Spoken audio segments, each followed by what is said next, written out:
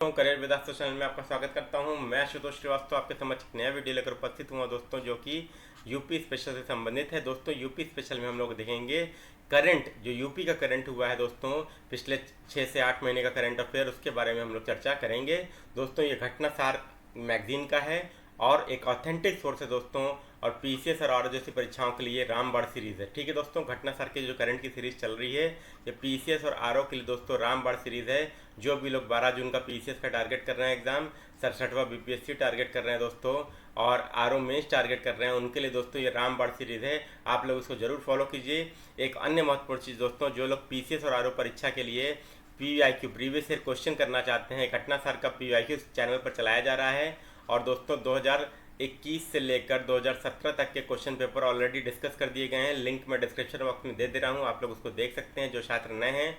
और दोस्तों जो लोग घटनासार का जो ये वीडियो पहली बार देख रहे हैं दोस्तों, घटनासार का पूरा कंप्लीट करा दिया गया है। राष्ट्रीय, अंतर्राष्ट्रीय, आर्थिकी, ठीक है दोस्तों, पुरस्कार और खेल, इतना दोस्तों आप लोग पूरा फॉलो कर लीजिए। ये दोस्तों आप लोग को 30+ क्वेश्चन दे जाएगा एग्जाम में। और जब पीवाईक्यू सीरीज है दोस्तों, ये आपको 100+ क्वेश्चन दे जाएगी। टोटल आप ये मान के चलिए 130+ क्वेश्चन दोस्तों आप लोग सही कर पाएंगे 150 में से, इतना मैं आपको गारंटी दे रहा हूँ। इतना अगर आपने फॉलो कर लिया तो यूपी पीसीएस का इस बार प्रीलिम्स आपका कोई रोक नहीं सकता, और या बीपीएससी आप दे रहे हैं तो उसका नहीं रोक सकता, आरओ मेंस दे रहे हैं तो वो भी क्लियर हो जाएगा। और लेखपाल की परीक्षा के लिए ये सर्वाधिक उपयोगी साबित होने वाला है। ठीक है दोस्तों, तो बहुत महत्वपूर्ण वीडियो है दोस्तों। कम से कम 5 से 7 क्वेश्चन दोस्तों आपके इसी वीडियो से आएंगे यूपी स्पेशल से। ठीक है, उम्मीद करता हूं कि वीडियो आपको अच्छा लगा होगा, और अच्छा लगे तो प्लीज़ से लाइक कीजिए, शेयर कीजिए और चैनल को सब्सक्राइब कीजिए। चलिए दोस्तों हम लोग स्टार्ट करते हैं। यूपी स्पेशल देखते हैं यूपी स्पेशल में क्या क्या चीज़ें महत्वपूर्ण हैं जो इस वर्ष को हुई और जो हम लोगों को देखना है। ठीक है, सबसे पहले न्यूज़ देख लेते हैं दोस्तों। घटनासार में देश की पहली मोबाइल हनी प्रोसेसिंग वैन का उद्घाटन कहाँ पे किया गया दोस्तों, तो देखिए मैंने ऑलरेडी यहाँ पे लिख के दोस्तों अंडरलाइन कर दिया है। ठीक है, तो अंडरलाइन क्या किया है, उत्तर प्रदेश के गाजियाबाद के लोनी ब्लॉक के गांव सिरोरा में दोस्तों पहली मोबाइल हनी प्रोसेसिंग वैन का उद्घाटन किया गया। ठीक है दोस्तों, इंपॉर्टेंट क्वेश्चन है। यह पहल मीठी क्रांति के अनुसरण में की गई है। क्लियर हो गई बात दोस्तों। ये करेगी क्या, मोबाइल हनी प्रोसेसिंग वैन जो मधुमक्खी पालकों के शहद को उनके दरवाजे पर संसाधित करेगी। इस प्रकार उन्हें प्रसंस्करण के लिए दूर के शहरों में संयंत्रों को ले जाने की आवश्यकता और परेशानी से बचाएगी। ठीक है दोस्तों, तो ये आपका महत्वपूर्ण यूज है, ध्यान रखिएगा। सिरोरा, गाजियाबाद। ठीक है, इसके बाद दोस्तों देख लेते हैं, यह देश की पहली मोबाइल हनी प्रोसेसिंग यूनिट है जो 8 घंटे में 300 केजी तक शहद का प्रसंस्करण करेगी। ठीक है, इस मोबाइल वैन के डिज़ाइन 15 लाख रुपए की लागत से खादी और ग्राम उद्योग ने अपने बहुविषयक प्रशिक्षण केंद्र पंजीखेड़ा में तैयार किया है। ठीक है दोस्तों, इंपॉर्टेंट है, ध्यान रखिएगा। इसके बाद दोस्तों नेक्स्ट है, उत्तर प्रदेश का बखीरा वन्य जीव अभ्यारण्य और हैदरपुर आर्द्रभूमि रामसर साइट घोषित की गई दोस्तों। 2 फरवरी को दोस्तों विश्व आर्द्रभूमि दिवस मनाया जाता है। क्यों, क्योंकि रामसर कन्वेंशन इस दिन क्या किया गया था, अधिहस्ताक्षरित किया गया था। ठीक है दोस्तों, अब दोस्तों देखिए, सुल्तानपुर राष्ट्रीय पक्षी उद्यान में आयोजित एक कार्यक्रम में प्रदेश के बखीरा वन्य जीव अभ्यारण्य और खिजाड़िया वन्य जीव अभ्यारण्य को रामसर स्थल घोषित किया गया। ठीक है दोस्तों, क्लियर हो गई बात। इसके बाद दोस्तों ये इंपॉर्टेंट चीज़ है, देश में संरक्षित आर्द्रभूमियों की कुल संख्या 49 हो गई है, ये पूछ सकता है दोस्तों। ठीक है, और इसका हेक्टेयर कितना है, 10.39 हेक्टेयर, ये भी इंपॉर्टेंट है दोस्तों, ध्यान रखिएगा। और यूपी में रामसर स्थल दोस्तों कितने हो गए हैं, 10।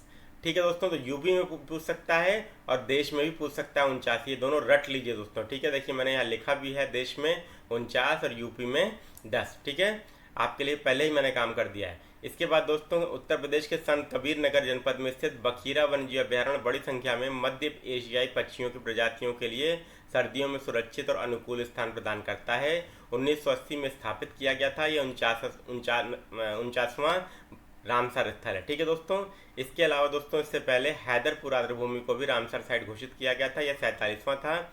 ये पश्चिमी उत्तर प्रदेश के हस्तिनापुर वन्यजीव अभ्यारण्य की सीमाओं में स्थित है। हैदरपुर वेटलैंड नाम है इसका। ठीक है दोस्तों, 2021 में इसको रामसर साइट के रूप में मान्यता दी गई। ये भारत का 47वां था। ठीक है दोस्तों, ये मानव निर्मित आर्द्रभूमि है और गंगा और सोलानी नदियों के बीच में है।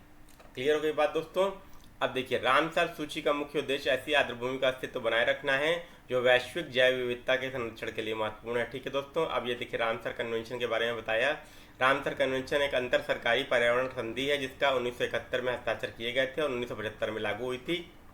इंपॉर्टेंट दोस्तों यूपीपीसीएस के लिए विशेष रूप से दोस्तों जब जिसमें 2 या 3 स्टेटमेंट वाले क्वेश्चन आते हैं।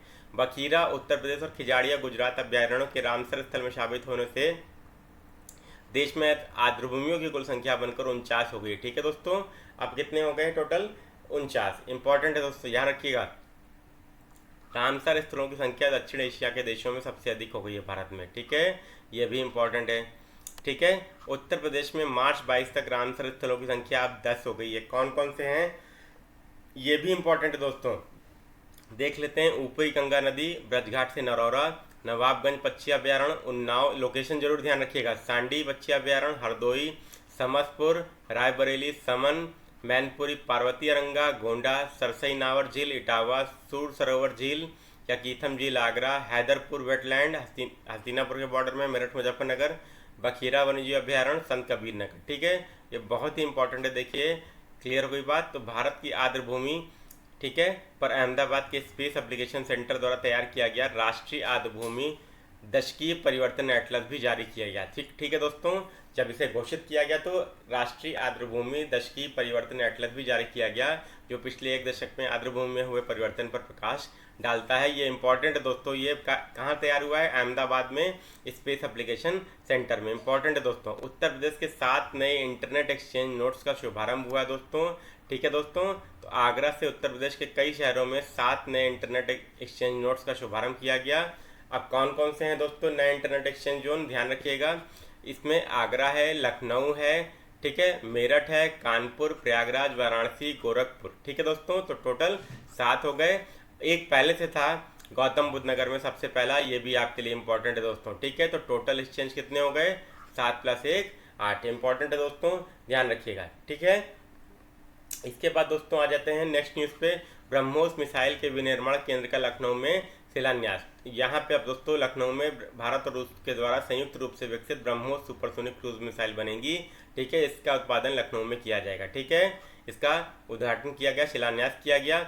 मिसाइल उत्पादन के साथ ही डीआरडीओ के एक टेस्टिंग लैब, रक्षा प्रौद्योगिकी और प्रशिक्षण केंद्र का भी शिलान्यास यहाँ पर किया गया है। ठीक है दोस्तों, क्लियर हो गई बात। अब लखनऊ में कहाँ पर दोस्तों? देखिए 200 एकड़ की भूमि दी गई है, लखनऊ के हरौनी में उपलब्ध कराई गई है। अगले 2 से 3 वर्ष में यह इकाई बनकर तैयार हो जाएगी। ठीक है, इस इकाई में 80 से 100 ब्रह्मोस मिसाइलें प्रतिवर्ष तैयार होंगी। ठीक है, और 10,000 लोगों को प्रत्यक्ष और अप्रत्यक्ष रूप से रोजगार मिलने की बात कही गई है। इसके बाद दोस्तों देखिए अगली न्यूज़ है, देश के सबसे लंबे एक्सप्रेसवे पूर्वांचल एक्सप्रेसवे का उद्घाटन किया गया।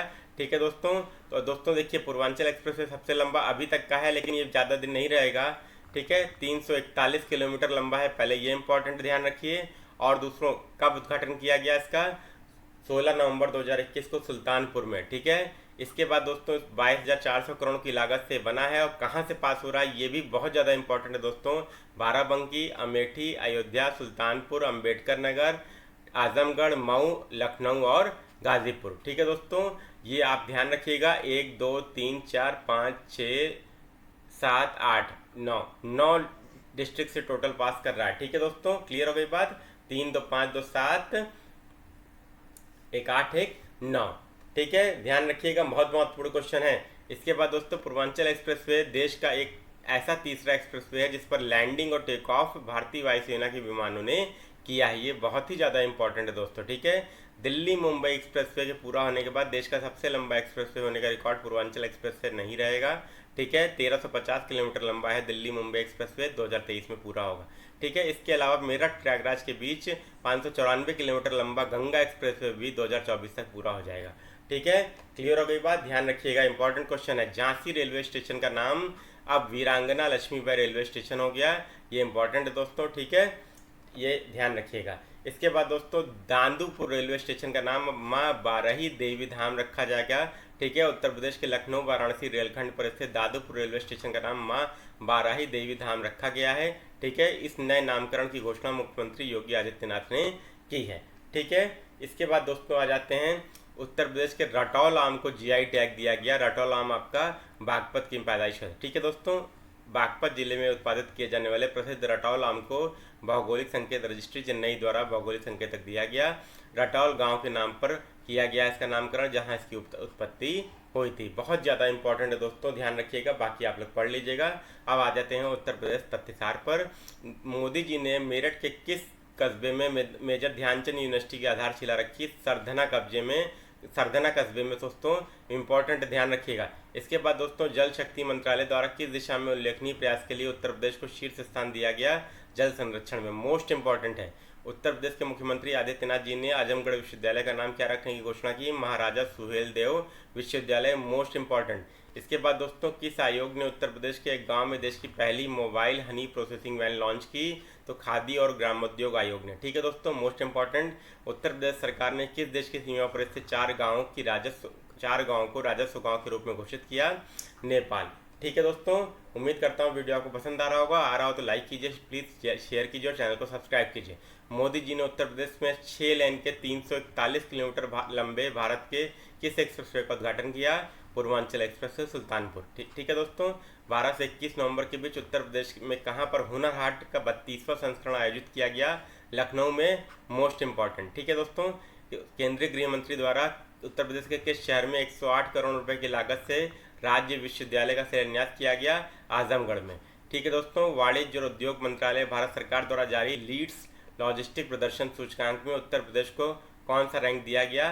तो 6वां रैंक दिया गया। पहला किसको दिया गया है? गुजरात को। ध्यान रखिएगा दोस्तों, इंपॉर्टेंट है बहुत ज़्यादा, सूचकांक बहुत इंपॉर्टेंट है, 2 क्वेश्चन आना ही आना है।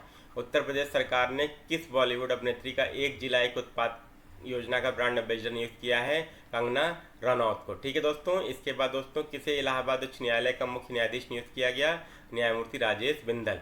इसके बाद दोस्तों, सिद्धार्थनगर से प्रधानमंत्री मोदी जी ने 25 अक्टूबर को 2329 करोड़ की लागत से नवनिर्मित किन 9 मेडिकल कॉलेज का लोकार्पण किया है दोस्तों? ठीक है, सिद्धार्थनगर, देवरिया, एटा, गाजीपुर, हरदोई, प्रतापगढ़, मिर्ज़ापुर, फतेहपुर और जौनपुर। टोटल कितने हैं दोस्तों? 9। ये 9 संख्या ध्यान रखिएगा, बहुत इंपॉर्टेंट है।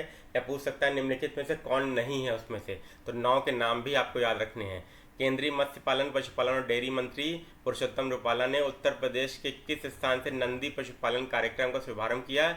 ब्रिजघाट, गढ़मुक्तेश्वर, उत्तर प्रदेश से। ठीक है दोस्तों, बहुत महत्वपूर्ण क्वेश्चन है। योगी सरकार ने फैजाबाद जंक्शन का नाम परिवर्तित कर क्या रख दिया? Ayodhya Cantt railway station. Important है दोस्तों, सार्वजनिक परिवहन के लिए रोपवे सेवाओं का उपयोग करने वाला तो उत्तर प्रदेश का कौन सा शहर भारत का पहला शहर बन गया दोस्तों? तो वाराणसी मोदी जी का संसदीय क्षेत्र है, बहुत ज़्यादा इंपॉर्टेंट है दोस्तों आप लोगों के लिए। इसके बाद दोस्तों, 20 अक्टूबर को प्रधानमंत्री मोदी ने प्रमुख बौद्ध तीर्थ स्थलों को जोड़ने के लिए उत्तर प्रदेश के किस शहर में अंतर्राष्ट्रीय हवाई अड्डे का उद्घाटन किया? तो कुशीनगर में। 2 ही जगह अभी नए बने हैं, कुशीनगर और जेवर, नोएडा। ध्यान रखिएगा। उत्तर प्रदेश के अयोध्या में हाल ही में किस कोरियाई रानी के नाम पर एक पार्क का उद्घाटन किया गया है? हे हुआंग ओके मेमोरियल पार्क। ध्यान रखिएगा, इंपॉर्टेंट है, आ सकता है।